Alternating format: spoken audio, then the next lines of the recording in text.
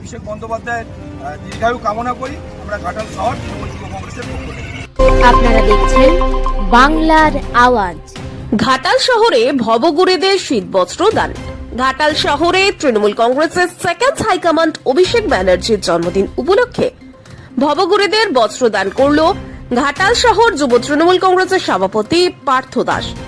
বিষয়টা হলো রাত্রি 10টা নাগাদ ঘাটাল শহর তৃণমূল কংগ্রেসের যুব সভাপতি পার্থ দাস, মইদুল ইসলাম, সুব্রত সামন্ত সহ একাধিক যুবক বেরিয়ে পড়ল রাতের অন্ধকারে ঘাটাল শহরের রাস্তার ধারে ঠান্ডায় শুয়ে থাকা অসহায় ব্যক্তিদের কাছে। কোথায় ভবঘুরেরা শুয়ে আছে তা দেখতে এবং তাদের হাতে একটি করে শীতবস্ত্র তুলে দিতে। কারণ কি?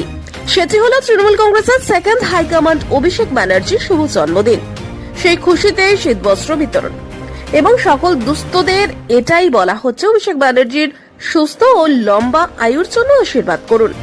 সত্যি এক অভিনব উদ্যোগ দেখা গেল বৃহস্পতিবার রাত্রিতে ঘাটাল শহরে। তাই বাংলার আওয়াজের পর্দায় তুলে ধরলাম সেই সব দৃশ্য।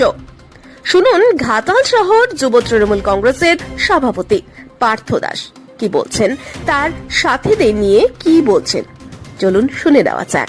অভিষেক বন্দ্যোপাধ্যায়ের শুভ জন্মদিন উপলক্ষে আমরা আজ ঘাটাল শহর তৃণমূল যুব কংগ্রেসের পক্ষ থেকে আমাদের ঘাটাল শহরে বিভিন্ন প্রান্তে যে সকল ভবঘুরে মানুষরা থাকেন এবং সুস্থ মানুষরা থাকেন, রাস্তার ধারে থাকেন, আমরা তাদেরকে একটু শীত এসেছে, কিছু শীত বস্ত্র আমরা দিলাম।